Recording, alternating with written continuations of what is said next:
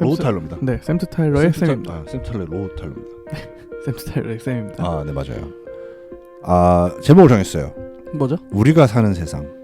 우사세? 우사세. 우리가 사는 세상입니다.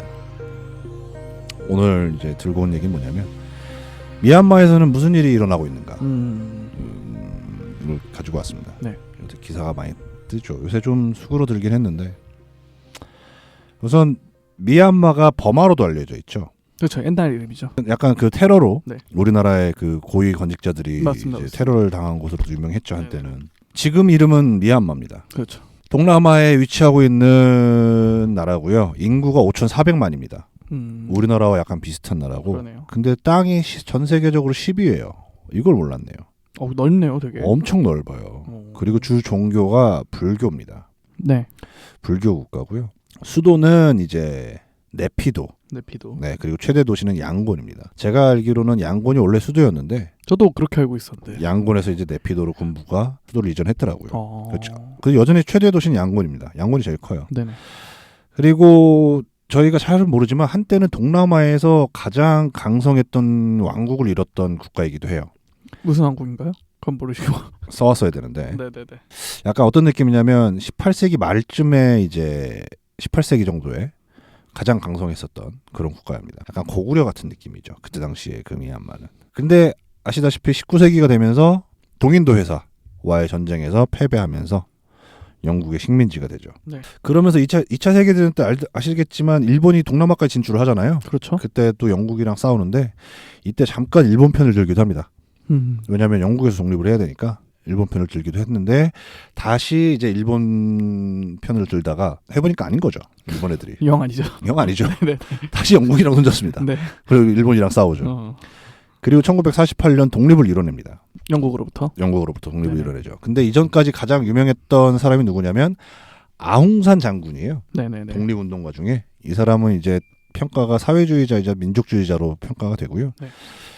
근데 이제 1947년도에 그 동료들과 함께 암살이 되죠. 근데 여전히 약간 국부와 같은 느낌으로 우리나라로 치면 김구 선생님 좀 될까요? 네네네.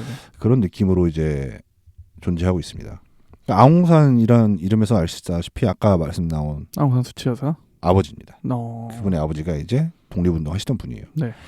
1948년부터 1961년까지 민주주의 정부 체제였어요. 미얀마가. 근데 문제는 뭐냐면 아시겠지만 영국이 식민지배했다가 떠난 국가, 그러니까 대부분의 나라들이 그렇지만 정세가 그렇게 안정적이지 않아요. 왜냐하면 자기들이 임의대로 나라를 만들어 놓고 나가버립니다. 여기서도 똑같아요. 소수민족들이 엄청나게 있어요. 미얀마에서도. 그러니까 지방자치를 민주주의의 기본 중에 하나가 또 지방자치잖아요. 지방자치를 이제 소수민족한테 주느냐 마느냐 이걸로 가지고도 어마어마하게 이제 분쟁이 생겼죠. 네. 그러던 와중에 이제 군부가 등장하죠. 군부의 모토는 하나입니다. 보통 대부분 쿠데타의 목적은 다 조용히 해. 니들 너무 말이 많아. 네네. 그냥 하면 되지. 그걸 어떻게 하냐? 총칼로 하죠. 1962년에 내윈 장군이 이끄는 군사정권이 쿠데타로 버마 사회주의 연방공화국을 이제 설립을 합니다. 사회주의로 이제. 그렇죠. 약간 어떤 느낌이냐면 나치죠. 그냥 독재 국가다. 나치가 이제 약간 나치오널리즘, 내셔널리즘이었다면 네. 여기는 그냥 사회주의를 표방한 것뿐인 거죠. 2011년까지 사실 이어지는 거예요. 굉장히 오래 기간 동안 이어지네요. 50년이죠. 군부 독재가. 그렇죠. 네네.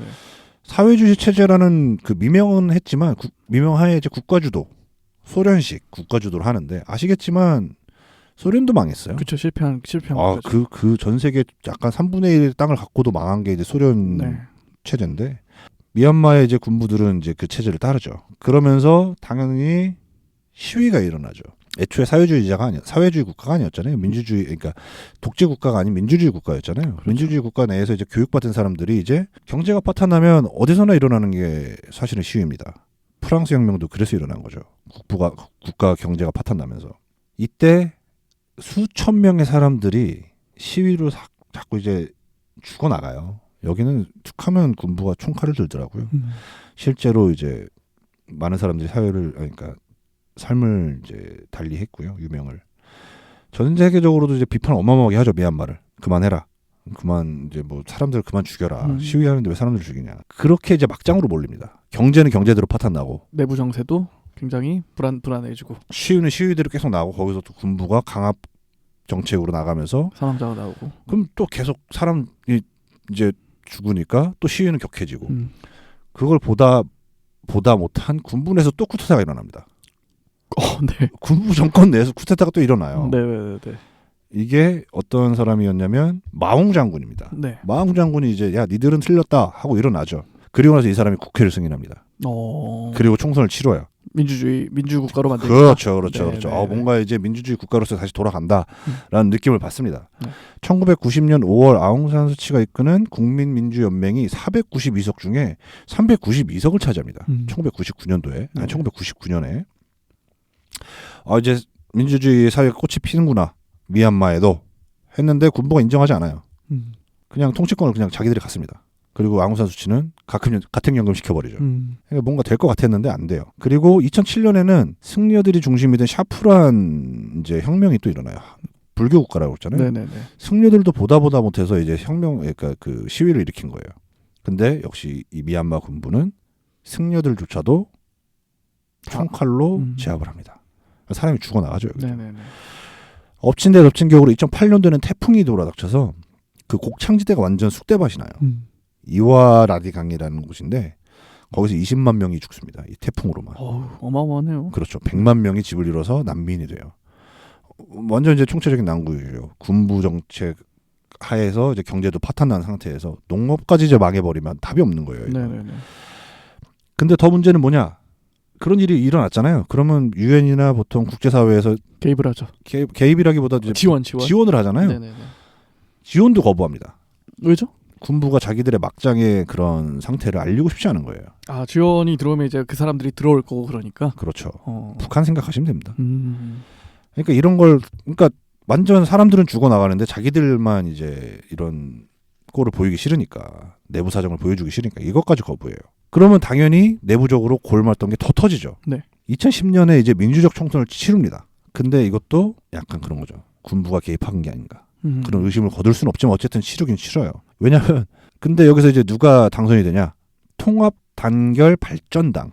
이름이 기네요. 이름이 길어요. 통합단결발전당이라고 하면 약간 이름 자체가 단결 자체가 뭔가 좀 그렇죠. 네. 80%의 의석을 차지합니다. 당연히 이 당은 군부당이네. 그렇죠. 이거를 제대로 된 민주주의 그 투표냐? 그런 거다. 당연히 뭐 된 쪽은 당연히 정당하게 됐다고 네. 얘기를 하지만. 네.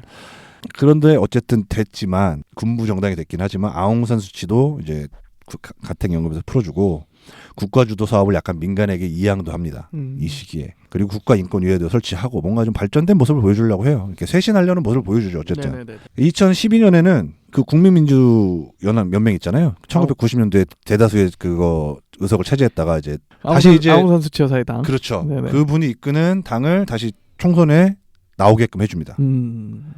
2015년에 치러진 선거에서 투명한 환경에 치러졌다고 이제 확신이 됐어요. 네. 국민민주연맹이 상하원에서 대다수를 차지합니다. 드디어 이제 다시 압도적으로 이겨요. 네네네. 그리고 아웅산 수치는 이제 대통령이 될 거라고 모두 믿었으나 네. 군부에서 말리죠. 안 된다. 법으로 막아버립니다. 어떻게 막죠? 제가 알기로는 아웅산 수치의 남편 되시는 분이 네. 영국 사람인가 그럴 거예요. 그래서 아마 말도 안 되는 핑계로 아웅산 수치가 대통령이 될 수 없다고 해서 막아놓고 네. 근데 이제 아웅산 수치 여사는 고문 이제 새로운 자리를 만들죠. 그 당에서 국가고문 자리에 이제 선출이 됩니다. 네. 그래서 이제 2020년이 된 거예요. 2020년이 됐는데 치러진 총선에서 집권 여당 국민민주연맹이 476석 중에 396석을 가져갑니다. 또 다시? 그렇죠. 집권 여당이었는데 네네네. 5년 전에 이렇게 압승을 했는데 2020년 작년에 완벽한 또 압승을 가져간 거예요. 그 아까 말씀드렸던 통합단결발전당 있잖아요. 네네. 군부는 네. 33석을 가져갑니다.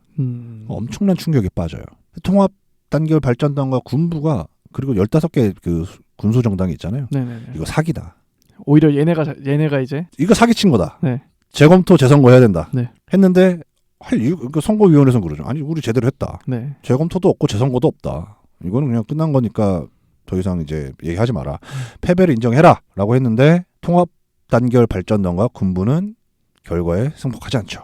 다시 한번 뒤집나요? 2021년 네. 2월 헐라잉 장군이 이끄는 군부가 쿠데타를 일으켜서 아웅산 수치 여사를 다시 가택연금 시키고 그리고 그 주변에 있는 의원들 다 이제 잡아다가 또 말도 안 되는 죄명 붙여서 잡아놓고. 고소하고. 네네. 그래서 이걸 또 미얀마 국민들이 들고 일어난 거예요. 음. 그래서 이제 인명 피해가 일어나고 있는 거고요. 실제로 저번 기사에서 38명이 아이고. 군부에 의해서 이제 사망하셨죠. 그러니까 사살당하셨죠. 홀라잉 장군이 말하는 게 뭐냐면 미얀마의 진정한 민주주의를 위해서는 군부의 국가 주도는 어쩔 수 없다고 주장하고 있는 겁니다. 결국 우리가 가져와야 된다. 그렇죠. 네. 진정한 민주주의를 위해서는 군부 독재가 필요하다. 필요하다. 그래서 1년간 지금 계엄령을 선포한 상태고 1년간요? 예. 1년간 이제 뭐랄까요? 계엄령 네. 상태고 뭐 얘기로는 재선거를 하겠다고 하는데 그 재선거가 어떻게 될지는 아무도 믿지 않죠. 그래서 미얀마에서 이제 미얀마 국민들께서 이제 피 흘려가면서 민주주의를 이루기 위해서 지금 대항하고 있는 상태이고요. 거의 지금 한 50년 넘게 1962년도 보니까 60년이 다 돼가네요. 네. 60년을 넘게 지금 미얀마는 민주주의를 이뤄내기 위해서 많은 사람들이 피를 흘리고 있는 나라다. 흔히 우리가 생각하는 그런 뭐랄까요, 동남아에 위치한 먼 그런 상태입니다. 아웅산 수치 여사 같은 경우는 원래는 아까도 말씀드렸지만 아버지가 독립운동하시던 분이고요. 네네. 미얀마에. 그리고 15살 때 영국으로 넘어가서 옥스퍼드 경제학과를 졸업하신 분이에요. 오, 인텔리시네요. 네, 거기서 결혼을 하시고 이제 애가 2명 있어요. 아들도 네. 2명 있습니다. 남편이 99년도인가에 돌아가셨고. 돌아가셨는데 못 가요. 나갔다가 군부가 못 들어오게 할까봐. 심지어 남편 장례식도 못 가고. 그리고 1991년도인가 92년도에는 노벨상도 받습니다. 노벨 평화상. 노벨 평화상을 네네. 받았죠. 근데 그것도 참석 못해서 아들 2명이 가서 대신 받았습니다. 33살에 미얀마에 그 어머니를 뵈러 왔다가 그때 당시에 이제 1988년 8월 8일 날 일어난 대학생 주도의 민주주의 항쟁이 있었어요. 그거에 참여하게 되면서부터 이제 미얀마의 민주주의 리더로서 이제 활동을 하신 거죠. 1945년생이시고요. 지금 약 75세 연세가 있으시네요. 연세가 있으시죠. 네네. 그리고 최근에 이분이 좀 그래도 비판을 받았던 문제는 뭐냐면 로힝야 문제가 좀 있어요. 들어온 것 같아요. 미얀마에도 소수 민족이 있다고 말씀을 드렸는데 로힝야는 이슬람입니다. 이슬람을 믿는 민족이고요. 문제가 뭐냐면 그 영국 식민지 시절에 전쟁이 일어났잖아요. 독립전쟁이. 네. 그때 로힝야가 영국 편을 듭니다. 음. 영국 편을 들었던 이유는 하나겠죠. 영국이 또 그렇게 얘기했겠죠.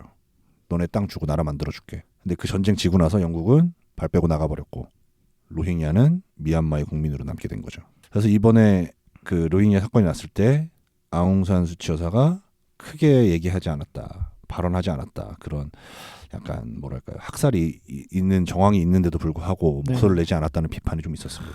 뭐 만약에라는 말은 역사에서 하면 안 되겠지만 그 식민지 시대가 좀 없었으면 전 세계가 좀 어떻게 바뀌었을까라는 좀 생각을 할 수밖에 없는, 미얀마도 그런 역사를 가지고 있는, 그리고 우리나라랑 약간 어느 정도 좀 궤를 많이 비슷하게 하는 그런 나라가 아닌가 싶습니다. 최근에 읽은 기사 중에 이제 미얀마 소식을 가져왔고요. 우리가 사는 세상, 우사세인가요? 네. 좋네요, 우사세. 우사세 시간이었습니다, 여러분. 좋습니다. 들어주셔서 감사하고요. 네, 매주 목요일마다 로우 타일러님의 방송 팟빵과 파티에서 오디오 콘텐츠로 들어보실 수 있으시고요. 그리고 유튜브 센트 타일러 채널에서 영상 콘텐츠로 만나보실 수 있으시니까 좋아요와 댓글, 구독 부탁드리도록 하겠습니다. 감사합니다, 여러분. 감사합니다.